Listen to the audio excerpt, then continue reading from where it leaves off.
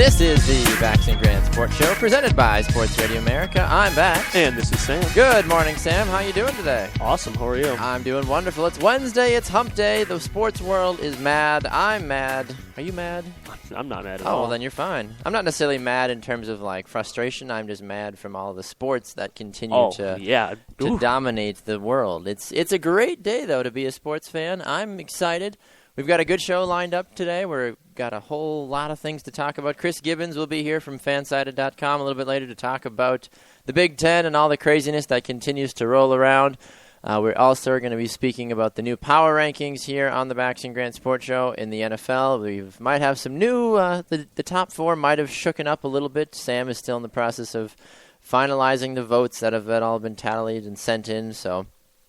we also want to take a quick moment to remind all of you that you can find us right here on Spreaker.com and on Periscope. Good morning to all of you watching on Periscope, where you can get us Monday through Friday from 7 to 8 a.m. Central, live on Periscope and on Spreaker.com. You can also get us on Sports Radio America from 11 to 1 p.m. Central Time and on demand on iTunes, iHeartRadio, and on Spreaker.com as well. For those of you that love the whole social media game, you can get after us on Facebook at The Bax and Grant Sports Show. You can also get to us on Twitter at BG Sports Show, at Grant's Rant, at Baxter, at Grant's Rant BGSS, at Baxter Colburn, and at Samuel_Wallace 2. There we go. I got it. The underscore. The whole little Twitter banter we had after Monday's show was great with the hashtags. That and was the glorious. I really appreciated your comebacks to that. That was fun. I thank you. That's what I do when I'm sitting at my desk at work saying, how can I be witty? That's what I'm doing when I'm sitting in class. See, you are the real MVP. There we go. One, Sam. Now, Sam, one thing I feel like that doesn't get a lot of publicity unless it is the actual year of it is the Olympics. Exactly. And next year, the Olympics are headed down to Rio de Janeiro. Practice your samba, practice your booty shaking, whatever those people do down there, your tiki-taka. So guess how many days it is till the opening ceremony? 295. That many or less? I don't know. I can't decide is that too much or too little? When I hear that number, I can't decide if it's like already 295 days or it's still 11 that far hours, out. 50 minutes, 45, 44, 43 seconds. There's a giant countdown clock, which is pretty cool. I might be throwing that on my phone. I mean, personally, I love the Olympics. I really do. I do too. It's a great time of year. Every 2 years when it rolls around. I know some people have their preferences over summer or winter Olympics. Obviously, being a runner and a track athlete, I really enjoy the Summer Olympics. I think it's a lot of fun. But again, all Olympics, no matter what, it's cool. I'd agree with you on that one. The Olympics are such a universal game. It's kind of like the World Cup, where you really get an opportunity to see everybody come together for one common thing. And despite the differences that might be going on diplomatically around the world, you get to see athletes represent their country with pride and say, "Hey, I don't care that my country is, possibly being accused of bombing or we're being attacked. Mm-hmm. I'm representing my country on the international stage, and I just want to showcase my abilities in running and soccer, basketball, etc." It's awesome to see how these athletes they're above all of that, which is really cool. They're above the political turmoil and things that might be going on in their countries, and they're just saying, hey, I have dedicated my life to my sport, to my craft, doing the best that I can with the gifts that I've been given and the talents that I've perfected over the years. And they don't worry about what's all going on between other countries. They look at, their competition as just that, as fellow competitors across the sport. And one of my favorite things to watch, it is just in general, is regardless of, the big eventness of the sport or the prestige of certain sports over others. Sometimes there are these really abstract and obscure events that they sometimes have in the Olympics. I'm like, that's an Olympic sport. That's awesome. But just remembering and reminding myself that I'm watching the best athletes in the world at what they do. So just having that real appreciation, I think, is awesome. And I think it's funny because you see it in professional sports where you see a basketball player nail a terrific three-pointer, or you see a football player make a great catch or something, or you see a great goal, and you see the fans at home like, I could do that. But these are Olympians. If you go all the way back to what the Greeks were in the Romans back, like the Olympians were literally the absolute best of the best. Anybody. They were almost, a level above just regular humans. They were just Olympians. They were so cool. That was its own class of people. Yes, and it's interesting just to see how some people will still find ways to be like, well, this person did this off the field, or did this person out of the pool. Somebody on Periscope keeps referencing Michael Phelps, and we understand that. Michael Phelps, yes, he made some poor life choices outside the pool, but inside the pool, he will be remembered as one of the most dominant swimmers to ever step foot in a body of water. Didn't he win 8 gold medals in 1 Olympics? That is something nuts. Insane. Yeah, I don't care who you are. I mean, there's a lot of talk about him just physiologically and physically, and how he almost sometimes has he does have, just an unfair advantage just physically, how he's just built so and designed. big. And I remember when I was younger, I guess it wasn't that long ago, but when Phelps won his 8 gold medals, they had like an ESPN Sports Science segment on Michael Phelps. It was kind of just breaking down his physical nature, and he's 6'1", tall, 6'2", about that tall. So he's tall, but his wingspan is just gigantic. He's got the wingspan of somebody who is 6 inches taller than him, and his torso is kind of awkwardly short, and his legs are kind of short in proportion to his body, which gives him just that incredible amount of leverage and just pull through the water. So it's cool to watch somebody like that really do well. Yeah, no, I completely agree with you on that one. Well, there are a few interesting facts about this upcoming World Cup. You can tell where my brain is. Well, that does bring a good point. Last summer, the World Cup was held in Brazil. Yeah. Now we see it back for the Olympics. 2 years later. 2 years later. You can say there's maybe a bit of controversy about that. However, this is the first South American city to host the Summer Games. It is, which is really cool. And you might think, well, come on, it's South America, it's down near the equator. Why would they not? Yeah. Why would they not have more chances? They have great weather year-round and things like that. But I was reading up on an article last night from NBC Nightly News, and they're kind of breaking down, hey, we're less than a year out. The opening ceremony is next August. How is Brazil doing? How is Rio doing? And there have been a lot of... Again, I feel like this happens with almost every Olympics. The Olympic Committee is always, will they be ready in time? Is everything going to be okay? Well, things like that. But I mean, I think their concern holds a little bit of weight this time. I know some of the concerns they had was one of the bays outside of Rio that they want to use for the prestige premier sailing events. Sailing in a swamp is one of the titles of this article that I see. Yeah, it's only 34% of the sewage in Rio is actually treated. Ugh. The rest of it is just kind of dumped and washed away. So how are you supposed to have an Olympic event in sewage? I mean, in that article, there's a video clip, and it talks about how Rio was actually one of the least likely cities to win it, and they got it. I don't know how or why or whoever makes that decision, but money. Yeah, it's all about the money. They just hosted the World Cup, but in addition to that, just the insane budget that goes into hosting and building an Olympic village and building the stadium and doing all the amenities and really basically creating your own little city for the Olympians and just trying to avoid some of the problems that they had when they were in Russia for the previous Olympics. Oh gosh, those were just awful places. You would see different social media posts from athletes just saying, really? Like, this is the Olympic hotel, this is what we have. Like, I forget who it was. There were so few people that had to break out of their bathrooms and out of their rooms because their doors would lock on them and they couldn't get out. And yeah, it's just, that's not suitable for Olympic competition. Like, not to say that the United States has the best facilities ever, but it has pretty good facilities as a whole. Until you can actually get, I think there should be a constant standard that should be held. Exactly. And the United States, I feel like, could do that consistently. Yeah. And again, so we'll see. Not to put too much of a damper on it. On the Olympics, it's a great time for everybody to come together and compete. So we'll see. We'll see if Rio can turn things around here in the next, 295 days. And I really, really hope they can. Now, you talk about the Olympics. You talk about the running aspect of it. How, from my perspective, the few sports that I watched during the Summer Olympics, I love the 100-meter dash. I love. Yeah, everyone loves that. I love the basketball. I'll maybe catch some of the soccer. Just so people don't know, for those that I do know that I love soccer, Olympic soccer is insanely boring. Is it? Insanely boring, yes. Why is that? Because it depends on your viewpoint, obviously, but from my perspective, the Olympics, you can only have 3 players on your 23-man roster over the age of, 25, 26? Really? Maybe it's younger than that, but you're only allocated 3 players above a certain age, and everybody else has to be under. I think it's 23, actually. I didn't know that.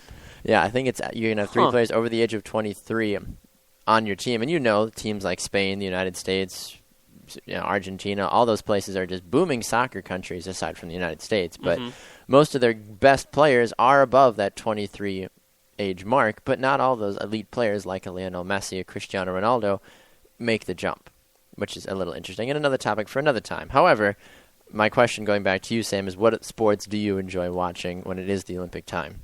I think really I enjoy the pool, a lot of the pool stuff. And I can thank Michael Phelps for that. He really, how can you not, when love to watch a guy from your own country who's just as exciting and as iconic in the field as Michael Phelps has been. Yeah. But otherwise, it's always fun to watch Team USA play basketball, things like that. See some of the best NBA guys get together for. It's cool. It's honestly just so cool. It's cool just to see so much raw talent on the court and just how generally they actually do pretty well playing together. Yeah. But otherwise, obviously, the track and field events. Anything from the 100-meter dash to the 10Ks and things like that. It's a lot of fun to watch. If you could run one event in the Olympics, say if I was like, Sam, I can get you into one event. One event, what do you... Probably the 5K. I mean, 5K. Obviously my time, I'd end up being lapped several times throughout that race, but that'd be such a cool event and such a cool distance.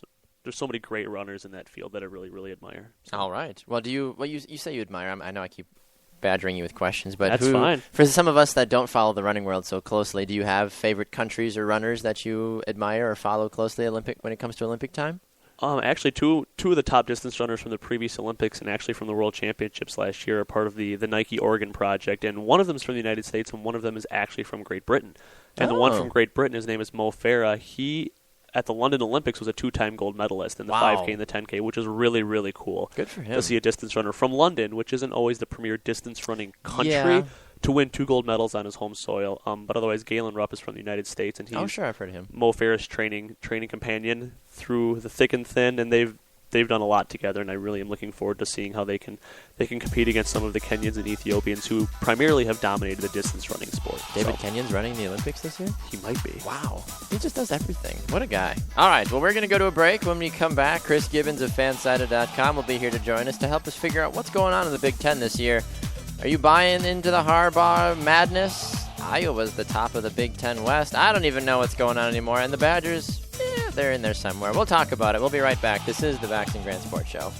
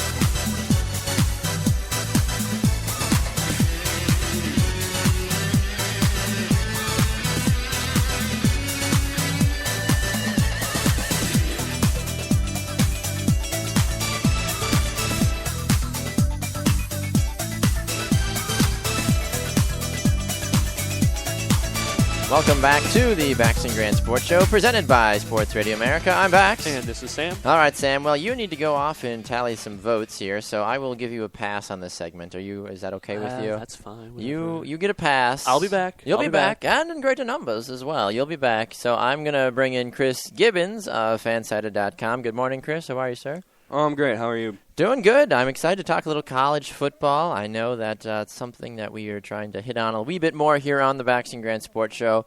Specifically, the Big Ten. You are a Michigan writer over at Fansided.com, one of the Michigan-specific website.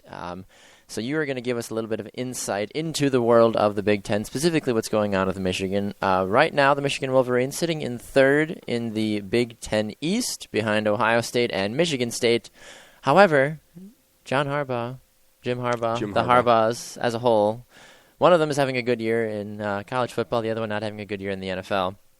Talk a little bit about what Michigan's doing right now. They seem to have their game together. They've scored 66 total points in conference play and allowed 0, so that's a good sign. Is this Wolverines team for real? What's going on? They're 5-1. They seem like they're for real. I mean, I think Michigan might field one of the best, if not the best, defense in all of college football right now. Wow. I mean, those are some steep words, Chris. They've shut out 3 straight opponents, Power 5 teams, in a row, and that hasn't been done since 1995 by any team. Wow. Hasn't happened to Michigan since 1980. So it's been great. Jordan Lewis, one of the cornerbacks, has just been absolutely shut down. Like, no one's catching passes on him unless it's like incredible. He had an insane interception against Northwestern. Mm-hmm. The offense has been up and down. Jake Rudock has struggled at times with turnovers, but he looked sharp against Northwestern. He looked sharp against BYU. And if he can just keep turnovers to a minimum, that defense is they can ride that to a lot of success. Well, you're talking about the Michigan defense here as we're speaking with Chris Gibbons from Fansided.com. Chris, Michigan's defense is first in points allowed this year. 6.3 points. They're averaging a game. 6.3! What? How in the world do you go through 6 games of a season and only allow 6.3? Well, you only have... You give up 24 to Utah, you give up 7 to Oregon State, and 7 to UNLV, and then you shut out BYU, Maryland, and Northwestern. I'll be a little surprised. I honestly thought Northwestern was going to put up more of a fight than they did. I thought so, too. Being ranked 13th, you'd expect something from Northwestern. Now, this week, though, is the big week. Mm-hmm. It's the big rivalry, Michigan State, Michigan. It's one you're going to want to set your DVR for.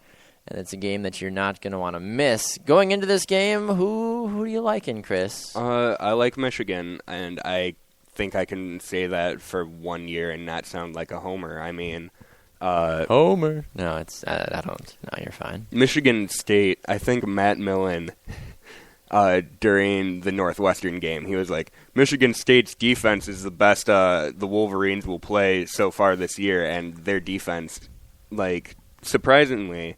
has not been as good as it has been in past years. Like, you think of two years ago, Michigan State had the no-fly zone because their secondary was so phenomenal. And last week, well, they've had injuries to the secondary, but last week, Leonte Carroo, first game back at Rutgers, just lit them up and exposed them. And Michigan has some weapons where they can really take advantage of that. MSU,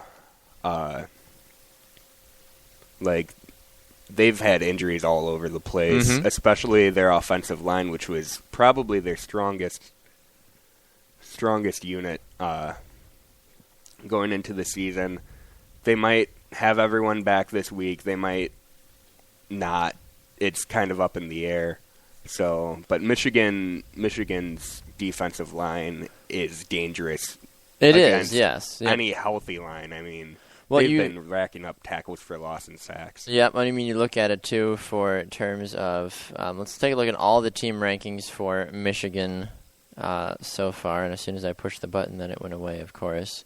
Well, total team defense, we mentioned that Michigan ranks first in the entire football world in terms of the points scored against them. They are second in total yards allowed. They've only allowed 1,088. Only Boston College has allowed fewer. You look at the amount of, what am I looking for here? The amount of rushing yards a game, as we mentioned, it's incredibly small. Michigan is only allowing 65 rushing yards a game. They rank third in the country overall in that. Even looking at the passing yards per game, Michigan is second. They're only allowing 115 passing yards a game. It sounds like this Michigan defense is honestly for real. Only Boston College is really beating them out in a few of those. Michigan is 6.3 points a game that they're allowing. As we mentioned, Boston College right behind them with 7.2. Duke right behind them with 9.3, but Duke and Boston College have yet to really play a lot of real teams, so there's only so much you can say about that. So looking around the Big Ten as a whole, I want to make mention of Ohio State, because in the beginning it looked like Ohio State was same old Ohio State from last year, but now they have started to roll. They started to figure their things out. They've actually had to go up. And, I mean, they haven't really played any formidable opponents. Say what you will about Indiana and Maryland. Mm-hmm. Neither of those teams are really crazy good teams. And even it took Northern Illinois to really force them to a crazy, I don't know, almost into a frenzy. And since that point, they've done a fantastic job, averaging over 30 points a game. Is this Ohio State team for real now? I think they are. They struggled a little bit offensively the past few weeks. I mean, they really struggled 2 weeks ago against Indiana, an Indiana team that was missing their running back gets hurt, then their quarterback gets hurt, and Indiana still has a chance to beat the number one team in the country, which is crazy. And Maryland was kind of competitive with them for a little bit, but they had Cardale Jones starting the drive, J.T. Barrett finishing the drive, Ezekiel Elliott went off, and it was just, Maryland just couldn't keep up with a team like that. And I think as the season goes on, they'll get the entire team together. They have all that talent, so many returning players from that championship squad. Yes. You make mention of that, and immediately you hear names like you said, Cardale Jones, J.T. Barrett, Braxton Miller, Ezekiel Elliott. I mean, look at Ezekiel Elliott's numbers. 121 carries through 6 games, 835 yards. He's averaging 6.9 yards a carry, and he's got 10 rushing touchdowns. That's pretty terrifying, in all honesty. Even the quarterback position, all 3 quarterbacks for Ohio State this year have a passer rating of 110 or higher. Their starting quarterback, Cardale Jones, has completed 84 of 134 passes. He's thrown for almost 1,200 yards. He's completed 62% of his passes, 7 touchdowns, 5 interceptions. He's got a passer rating of 145.1. Now, Cardale Jones' 5 interceptions do worry me a little bit. The fact that, he's human, obviously. But Ezekiel Elliott is really the one that's made such a dangerous maneuver for this team so far. One other thing before we let you go, Chris, you look around the Big Ten this coming weekend. There's some big games. You already said Michigan over Michigan State. Was there any other games coming up that you're interested in? Purdue at Wisconsin. Is there much to worry about if you're a Badger fan? Hopefully not. I mean, Purdue is competitive against Michigan State, but I think that's, again, Michigan State might be a little overrated. I think Wisconsin's going to have... Calling them out. I think Wisconsin's going to have a day there. Iowa Northwestern might... Yep, I was just about to ask you about that. That might decide the Big Ten West, that game. Really? You think so? Because, I mean, Iowa's undefeated so far. They've already got a win over Iowa Wisconsin. Was good.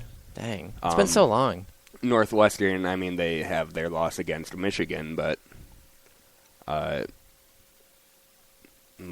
they still have an elite defense, and even if their offense isn't great, that defense can get them places. I think if Iowa wins this game, they run away with the West Division. All right. Well, Chris, we appreciate you stopping by today. Thank you for your insight into the Big Ten. You can find Chris's work over at fansided.com, specifically on... GBMWolverine.com. GBMWolverine.com. Chris, always a pleasure. Enjoy the rest of your day, sir, and we'll talk with you again next week. All right, good to be back. All right, we're going to go to a break. When we come back, Sam Wallace and I are going to be writing letters to each other. Well, that's not it. Well, maybe. You'll find out. We'll be right back. This is the Bax and Grant Sports Show.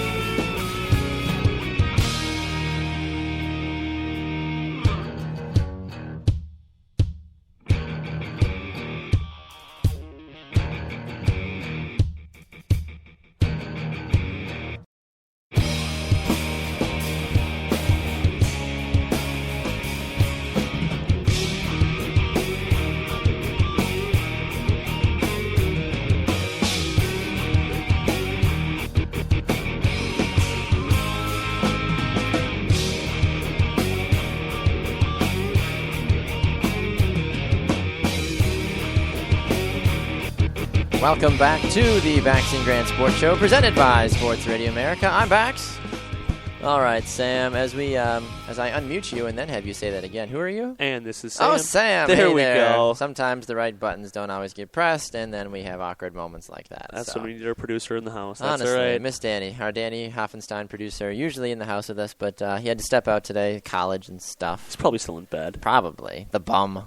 Get out of bed. Live your life, son. Anyway. No kidding. All right. Well, Sam, there's an interesting article that I was presented with on the OdysseyOnline.com. The Odyssey is a very interesting website, and the title of the article is called An Open Letter to D3 Athletes. Ooh, all right. For any D3 athlete who feels underappreciated is the small tagline. All right. It was written by Ashley Taylor. We were going to have Ashley on the show today, but unfortunately, with our phone cord issues that continue to spring up on us, we were not able to get her on the line.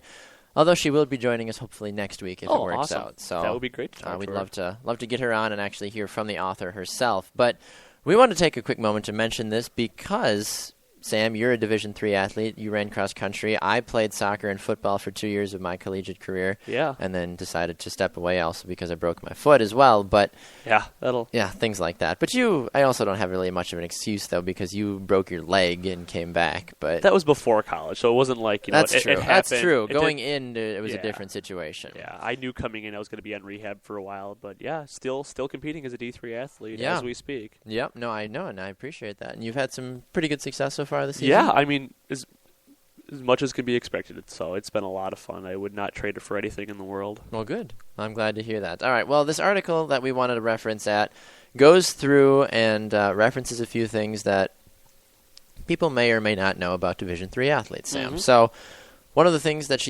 Ashley Taylor jumps to here as we're looking at an article from the OdysseyOnline.com, she says, your daily routine is not a walk in the park. Most mornings, you're not even sure if it's morning yet. The moon is still hanging low in the sky. You've got bags under your eyes. You're just absolutely tired, headed out to morning practice. And I'm sure, Sam, with cross-country running, you guys are out there well earlier than you probably should. I had a few 5 and 6 a.m. morning practices for soccer also. It's awful. You're exhausted. You're groggy. I feel personally that morning practices are the worst for me because I can't perform to my highest level. Because it takes my body so long to wake up in the morning. Yeah, and it's so difficult. But for you, for running, I feel like how do you get going on your 5 and 6 a.m. morning runs? Usually the first mile, I don't even really remember or notice that much. Just kind of just drag your body out the door, just start trotting along, start jogging, kind of break into a run a little bit. But I know for you, probably for a more skill-specific sport, when you're practicing certain, techniques and moves and such and so forth, with like soccer and with football, that can be kind of tough to do that precision work that early in the morning. It's very difficult. For running, it's not as big of a deal. Yeah, it takes your body a little longer to warm up, but sometimes some of my best runs are coming in the morning, and a lot of times we're not doing hardcore workouts in the morning. We're not running crazy hard, crazy fast, crazy far. It's just another way to get some mileage on the body, get some base built up, and then coming back with our actual workouts in the afternoon then. Yes. So. Yeah, no, I agree with you on that one. Yeah, one of the things that we're referencing here in the article about an open letter to Division III athletes, I love this sentence here. It says, throughout your day you live on coffee, nap when you can, explain to people why you look and smell the way you do, and refrain from eating that cupcake you want more than anything. You'd prefer not to taste it later during conditioning or weights. So true. It's unfortunate. Yeah. There are some friends of mine, not cross-country runners, they just live in the cafeteria during the day. I'm like, man, I'm hungry. I so wish I could do that, but knowing I got to run, a 14-mile workout in the afternoon, and I don't want to deal with that for 2 or 3 hours. Yeah, no, not in the slightest bit. Another great part about it here is you are each other's biggest supporters and sometimes only supporters. A Division III athlete, let's be honest, you don't always get a ton of people coming to your events. I know cross country is a little different than soccer, but even for our heated rivalry soccer games in Division III, or even at football games sometimes, soccer specifically, you're lucky if you get 30 people in the stands. It's so true. I think when it talks about being the biggest supporter, I found that not only within your own team, but also within your own school as well. Sometimes for cross-country team nights, we'll go to men's or women's soccer game. We'll try to get to a volleyball match or things like that, because sometimes, like you said, we are the only supporters we have outside of maybe, a big rivalry game that could maybe draw more of a crowd. Yep. And if there's promotional things, people love free stuff. People will show up and get free food. And college students, that's the best way to bribe. I'll admit, I've been hooked into many things with food. So there's nothing wrong with food. No, I enjoy food. Yeah, good. One of the things that this article is talking about, though, especially as we just mentioned about the supporters, it says, unless you send out numerous Facebook event requests, bribe with food, as we just mentioned, or send air reminders by way of pigeons, there's a good chance most of the general student body will not show up. Besides the squad. The squad's awesome. The squad's always there. Gotta love the squad. Squad for life. It's great. Yes. Now, this next part I think is fantastic. The facilities and the equipment can be questionable. Up until just this last school year, Sam, the weight facilities at our college were atrocious. At best. To put it light. Yeah, to put it lightly. Yeah, it was bad. And actually this summer, our main athletic facilities complex, gymnasium and weight room, got a much-needed, long-overdue facelift that now, thankfully, finally puts us not ahead, well, a little bit ahead, I would say. They're beautiful. Because of its newness, but on par with many other Division III private colleges in the area. Mm-hmm. So we can finally start to compete, at least from the perspective of having nice equipment and nice facilities. And that's something that you forget about, because as a Division I or even Division II athlete, you forget about it because it's just part of the school. Just part of the school. You're like, oh, okay, no big deal. I've got a great workout facility. I've got my own facility just for the football team, and the basketball team has their own facility. It's like, no. At a Division III school, you use what you have. I've talked to some other friends that go to either big D2 or D1 schools that run and may not be on the starting squad or might be on the practice squad or traveling team or whatever. Mm-hmm. But they said, we then we'll go to like the basketball locker room and go use our weight room. I'm like, wait, you have like your locker room? Like you can just do whatever you want to that area. You're not having to compete and fight with other sports for space and things like that. And they're like, why wouldn't I have my own locker room? I'm like, never mind. Stop talking. You wouldn't understand. Yeah, right. Come to my side of the thing and you won't, you'll understand. The last little bullet point here as we continue to review an article from the OdysseyOnline.com, courtesy of Ashley Taylor, talking about an open letter to Division III athletes. The last bolded topic is there are no Division III athletic scholarships. For some people, that's common knowledge. For others, not. Some people I still don't understand how people are floored by that. Again, coming from an athletic perspective, we know it's clear for us, but I mean, it's understandable, I suppose, if people don't know that, they just think all college athletes can get full rides or tuition off or whatever. But, most of us are working part-time jobs while we're in season. Yeah, but I think this paragraph sums it up very nicely. You put everything you physically and mentally have into your sport every day and do it without any compensation, in quotes. You didn't choose this life because you're somehow less of an athlete or because you wanted something easier or because you didn't deserve a scholarship. Mm-hmm. Division III athletic teams are not allowed to provide a scholarship aid for their athletes. As nice as it would be, you don't think about what you're not getting. You think about the game. You do it because you love the challenge and you love good competition. You love to push yourself academically within your sport. You love your school. You love what your school has to offer, and you do this day in and day out for the little boy or girl that fell in love with the game. Aww. Could not have said it any better. It's true. You know, when I think back to why I started cross country and why I started track, it was just the sheer enjoyment and pleasure and fun that I got out of it. Yeah. And then after a while, that kind of transforms itself into you do it for your teammates, you do it for your coaches and things like that. But at the heart of it all, you got to remember why you first started. Mm-hmm. And I think that's truly the best part about being a Division III athlete. And actually, currently, I'm not going to show you right now because I'm wearing a sweatshirt, but I have a T-shirt on. One of my favorite T-shirts that I have that I wear frequently, I think sums it up really well. It just says, Wisconsin Lutheran College on the front of it. Then on the back it says, "We will forever be what few can claim, college athletes." Ooh. And that's not meant really as like, a knock to other people, but it's like, sometimes we as D3 athletes, I forget, I'm like, hey, I'm an NCAA athlete. Yeah. Like, I play college sports. And that is a hard part about it to remember. That's pretty cool. So to kind of remember that and take some pride in that is really awesome. Yep, no, I agree with you on that one. So, I mean, the little closing here from Ashley Taylor in this article was fantastic. She says, "So here's to you, fellow D3 athletes. So even though we don't air on ESPN or have thousands of people watching us play, you keep doing you. And do not forget that even though most of the time it doesn't feel like it, you are appreciated and your hard work does not go unnoticed. Take pride in the fact that you are a collegiate athlete, no matter what the preceding title may be. And remember that there may be many kids around the country who dream of being the athlete you are." That's so true. It is. It absolutely is true. And I think that Division III, it makes you appreciate the sport more. And to be successful at Division III, you have to want it. Yeah, you have to want to continue playing. Nothing is handed to you. Because, obviously, let's be honest. It's very rare that you have Division III athletes in any sport find a career in it. In any sport, no matter how good or bad, or how great your program is. I mean, I think of University of Wisconsin-Whitewater as one of the best Division III football programs in existence. In the country, yeah. I mean, and you don't hear their top quarterbacks or their top running backs or defensive linemen going to the NFL. I honestly couldn't tell you a single person on their team. Maybe once every 5 to 10 years you might get that one just insane stud that makes the right impression at a combine. The walk-on, yeah. But even then, you play this game because you love it more than anything, and that is what gets you through every day. So it's great. I'm so glad that we got to be able to kind of take a look through that letter, and I'm hoping that somebody on Periscope posted D3 football equal future arena football players. Hey.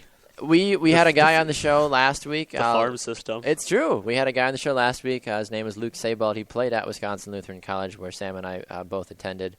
And he went and played in Europe for a few years. Not for a few years. He played for a year over in Austria. Yep. And, that's where his football career took him. He played Division III football. He played Division II football, and then ended up over in Europe for a year and loved it. And he said he's finally thinking of hanging up his cleats. But we'll see. Even still, that was an experience that you can't always get playing Division I, just being able to go across the pond and go playing in Europe. So, all right, well, we are going to go to a break. When we come back, the wait is finally over, Sam. The wait is finally over. We will be releasing our new power rankings for Week 5 in the NFL. You're not going to want to miss it. We'll be right back. This is the Bax and Grant Sports Show.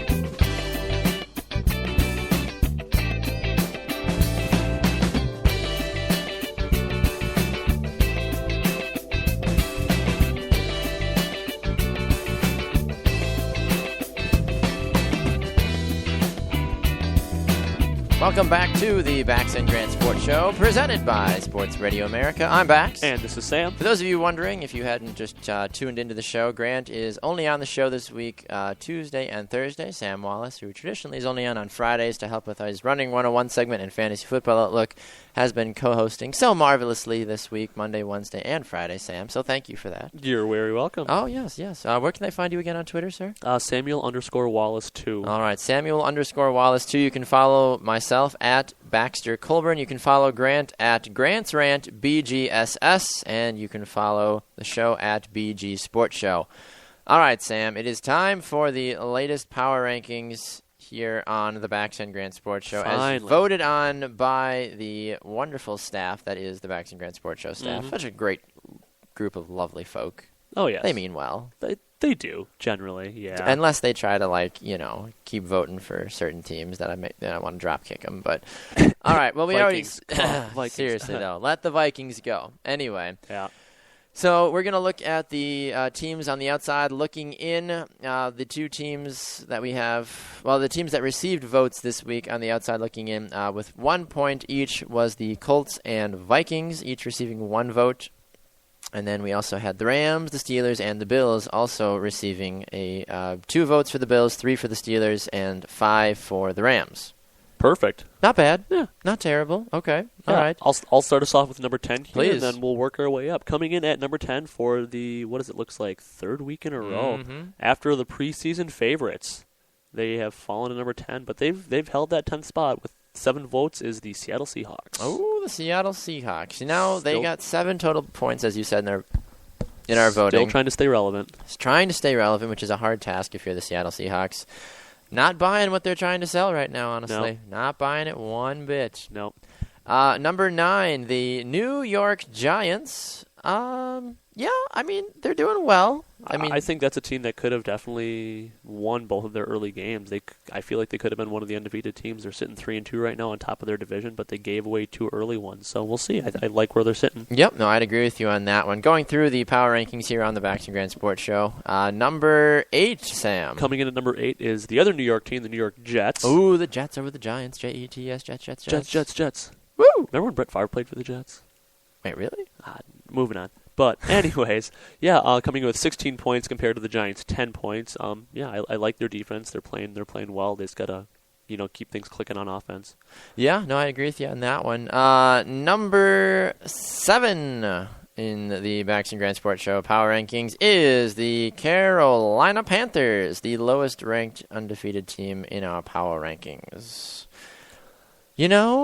I like Carolina. They mean well. They really do. They were on bye this last week, so they had, some time to get their stuff together. So I hope they come out hot again. That'd be fun. Yeah, Carolina last week in our power rankings was 8, so they managed to move up a spot in the power rankings, even though they didn't play a game. So good for some them. folks might have an issue with that, others not. Yeah. Number 6. Coming in at number 6 is the Denver Broncos, also undefeated, coming in at 38 points. They dropped actually 1 spot from last week, and they've been proceeding to drop 1 spot the last 3 weeks. There, they went from 4 down to 5 down to 6.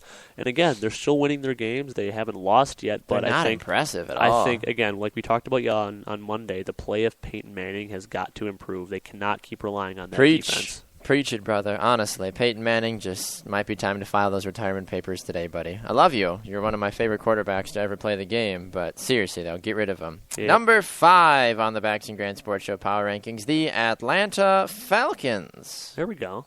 Okay, 43 points. Matt Ryan, though, this last week. The team had to go to overtime against Washington. Kirk Cousins taking it to him. If you have to go to overtime against the Redskins, you best check yourself because there's no reason for that at all. Yeah. I think that showed that Atlanta might not be as for real as everybody thinks they are. For real. We'll see. Number 4, Sam? Number 4 coming in off of a blistering victory over the lowly 0-5 Lions. The Arizona Cardinals, again, what we had talked about, they're winning the games they should. I think there's a reason I don't think they're really going to break the top 4 really beyond this point unless they really start to prove that they can beat good teams or unless somebody in front of them happens to lose, which could happen. We'll see. But they're red hot on offense right now, and their defense is playing well. Yeah. All right. Our number 3 team on the Bax and Grant Sports Show power rankings for the second straight week is the Cincinnati Bengals. They defeated the Seattle Seahawks in a interesting game. They had to go to overtime to do it, but they still managed to take them out. Andy Dalton looking pretty good. Yeah, looking very good. Looking good. We were just talking about TCU, so there you go. Represent TCU, the Horned Frogs, or whatever you guys do there with your little hand signals and all that. Andy Dalton is playing very, very well right now. Who knew the Ginger could succeed?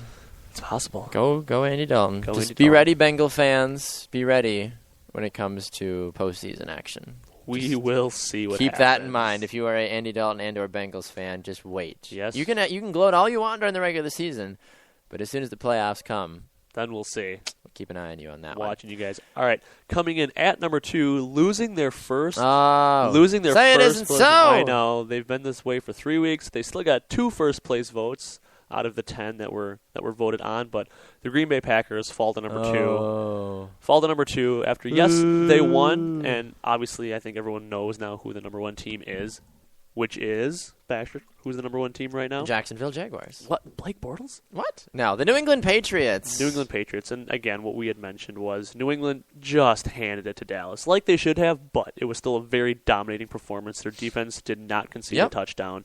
The Packers, yes, they won. Yes, they're undefeated. And yes, the Patriots now have had their bye week. The Packers do have another win over the Patriots. But the Packers, their offense looked unfortunately suspect on Sunday, and their defense had to carry them. They kind of had a little bit of the case of the Denver Broncos going on, but Aaron Rodgers still managed to find the end zone a few times. Yep, and what I was going to say about that, too, is that if the Packers' offense had matched what the Packers' defense had done, I would have been, hey, go. Yeah. That's my clear number 1 vote. But the fact that Aaron Rodgers and the offense struggled severely during that game, credit to Ty Montgomery, credit to the few players that did do well. I just wasn't buying what the Packers were trying to sell this last week. So when you go out and dominate a team like Dallas, then the Patriots got my vote for the number 1 team this week. So, Sam, run us through again, 10 through 1, who our new power rankings are this week. Coming in at number 10, Seattle Seahawks. Number 9, New York Giants. Number 8, New York Jets. Number 7, Carolina Panthers. Number 6, the Denver Broncos. Number 5, Atlanta Falcons. Number 4, the Arizona Cardinals. Number 3, Andy Dalton and the Cincinnati Bengals. Woo! Number 2, your Green Bay Packers. And number 1, taking over the top spot in our power rankings, is the New England Patriots. Okay, a quick question for you, Sam, before we go to break. On the 5 teams that are looking in, the Rams, the Steelers, the Bills, the Colts, and the Vikings, which one out of any of those do you feel has the best opportunity to break in the power rankings next week? I'm going to go out on a limb and say the Colts, actually. Really? Because I am. Do you know who they play this week? I gave them their 1 token vote. Yes, I know they're playing the Patriots this week. I understand that, but I don't think they're going to win this game. I really don't. I think the Patriots are going to manhandle the Colts, but I think once Andrew Luck gets back in the game, I really think that'll do wonders for the Colts. And let's not forget that a lot of people were talking about how great and relevant the Colts were going to be heading into the season. And I really think they were a preseason number 4 favorite. And I think with Andrew Luck back under center, Andre Johnson is starting to shake off his old age a little bit after playing Houston last week. I really think they're going to start to turn things around. But otherwise, the Rams and their defense and Todd Gurley, I think they're also one of the top picks to break into the top 10 next weekend. Okay. See, I'm a little different than what you've got. I've got my 2 votes. We're going to go towards the Bills and the Steelers. Perfect. I feel that Pittsburgh, yes, they didn't look very great on Monday Night Football as they were able to claim a victory over the Chargers. However, I still think they've got a lot of good things going for them, honestly. Yeah. So we'll see what they do. And the Bills, I think they're going to rebound. Tyrod Taylor, though, he's going to be out this upcoming week as he has an MCL sprain on his leg. So we will see if he is able to recover from that as well. So I don't know, but I think the Steelers, out of any of those teams, can recover. I think Colts are just going to get embarrassed by New England personally. Yeah, unfortunately, they picked a tough week to have Andrew Luck potentially come back. So yeah, I know. And that, if there ever was a week, this would be the week to get him back and get him in prime form. All right, well, we're going to step aside for a quick break. When we come back, we're going to take a look at the power rankings on the Bax and Grand Sports Show Fantasy Football League, some new movers and shakers, and you're not going to miss some of the ESPN comments as well. We'll be right back. This is the Bax and Grand Sports Show.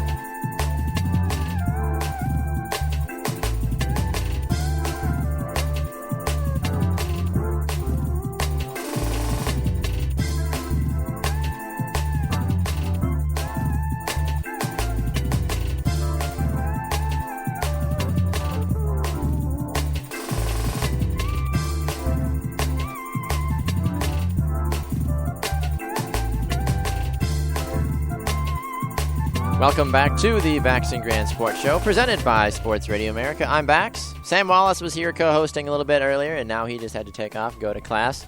And to close out the show, we wanted to take a look at the week that was in the Bax and Grant Sports Show. Legends Fantasy Football League. Yes, legends. I said the word legends. We have quite a few legends in our Fantasy Football League. And by legends, I mean it's the Bax and Grant Sports Show staff, and we have a great time doing what we do on a weekly basis. So we want to take a look back at the scoreboard around the week here. For those of you that follow the show fairly closely, or those of you that might be new that are watching and listening to the show also, we appreciate your continued listenership and viewership as well. Quick reminder, you can get us live on Periscope and on Spreaker.com from 7 to 8 a.m. Central, Monday through Friday. You can also get us on SportsRadioAmerica.com live 365 and tune in from 11 to 1 p.m. Central. And you can also get us on demand on iHeartRadio, iTunes, and on Spreaker.com as well for on demand at any time you want. All right. Well, before we go, like I said, we're going to take a look at the week that was in the Bax and Grand Sports Show Fantasy Football League. My team, the Naples Flash, looking real good, 4-1, claiming a 112 victory to 69 over Team Landvatter. Megan Landvatter, one of our NFL insiders here on the show. It was a great week. Antonio Gates was the top scorer for Megan. Doug Martin was the top scorer for my Flash, so glad that I started him and he actually produced, which was nice. So Megan drops to 2-3. I go to 4-1 after that victory. Straight out of ACLs, defeated the only undefeated team left in our league, Chris Blakely, run from the one. They both, straight out of ACLs, won that game by a score of 78 to 72. And it was a fantastic one indeed. Odell Beckham Jr., the top scorer for Matt Evans in that one. Justin Forsett, the top scorer for Chris Blakely on his game. Chris goes to 4-1, straight out of ACLs. Matt Evans goes to 1-4. In the second and the third game, Cortland Prosecutors, Corey Plath, one of our marketing guys on the show, he won against Joe Wolfrath, our golf insider and college basketball guy. As Corey defeated Joel by a score of 106 to 59. Corey's team was led by a dominant performance from the Green Bay Packers, who got him 22 total points. Carson Palmer led the way in scoring for Joel's team with 18 total points. Corey won the game 106 to 59. Sam Wallace, who was just on with his Cuban Raft Riders, they took down Grant Coppersmith, our traditional co-host on the Bax and Grant show, by a score of 101 to 86. Sam had Eli Manning on his team, who dropped 28 points this week. Just a fantastic performance from Eli. And we saw Andy Dalton for Grant's team drop 26 points, which made for a very close and interesting contest. But Eli Manning on Sunday night and company did a fantastic job on defending the homeland and sticking it to the 49ers on that one. So well done to Eli Manning and company. Last two games here in the Bax and Grand Sports Show, Fantasy Football League, before we get to the new power rankings. The Detroit area nerdy guys, Zach Poppenfuss, took down our producer, Danny Hoffenstein, by a score of 76 to 51. Top scorer for Detroit area nerdy guys and Zach was Julian Edelman with 18 points. Top scorer for Danny Hoffenstein was Steven Gostkowski with 15 points. And then our final game, we had the Fort Wayne Vandals, who is David Kenyon, our fantasy football and NFL insider, the Encyclopedia of Football as we call him. He scored 105 points over Connor Christensen, our health tip expert and UFC MMA Fight Corner guy, by a score of 105 to 62. Tom Brady leading the way in scoring for David Kenyon with 25 points, and Chris Johnson led the way in scoring for Connor with 10 points. It was not a pretty week for Connor, unfortunately. So, looking at the new power rankings that get generated every week by ESPN in our Fantasy Football League, Connor will come in at 12th in the power rankings. He does not move from last week at all. He was 12th last week. He's at 1-4 overall. Just has not been a good season for Connor as a whole, unfortunately.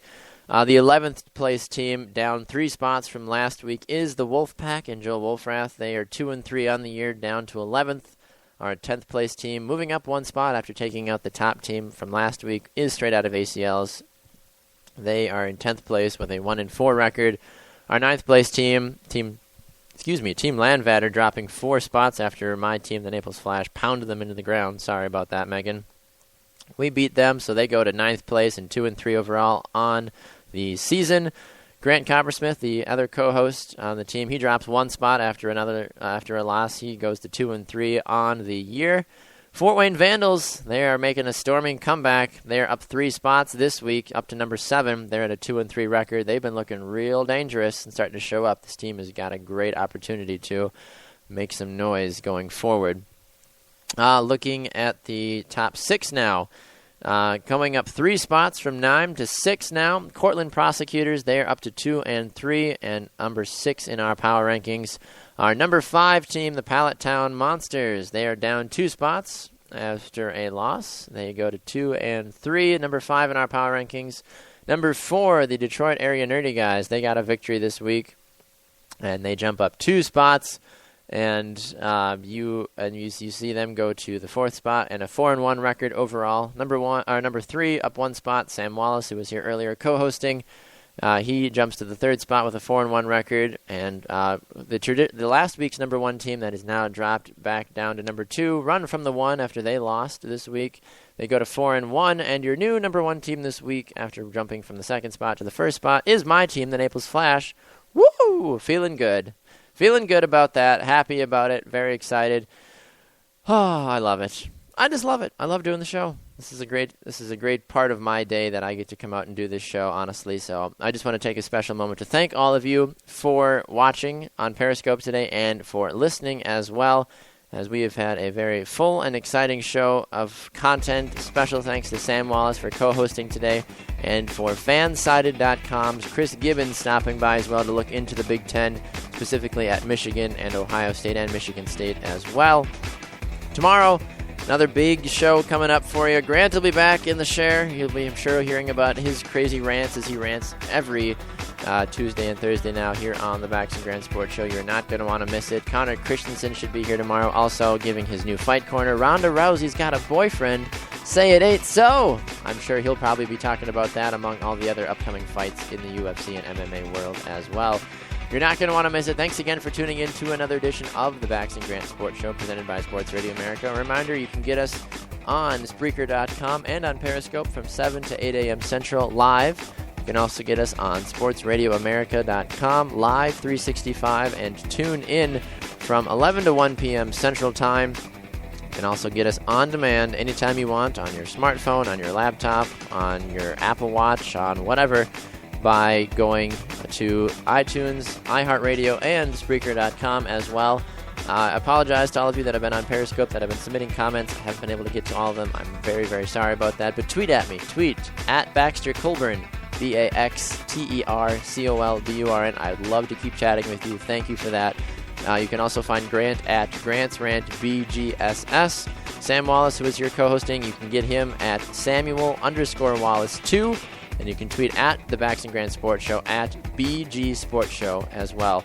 Follow us on Facebook as well if you want, the Bax and Grant Sports Show, and on Instagram at BG Sports Show as well. Thanks again for tuning in. For those of you asking on Periscope, Baxter Colburn, COLBURN. So thanks again for tuning in. We will see all of you again tomorrow for a Thursday edition of the Bax and Grant Sports Show. Enjoy your day. If you're watching the baseball playoffs, go to your team and good luck. Can't always be like the Chicago Cubs. Good luck to them. Great to see them win last night as well. I'm Baxter Colburn for Grant Coppersmith and Sam Wallace. We'll see you all tomorrow. Have a great day, everyone.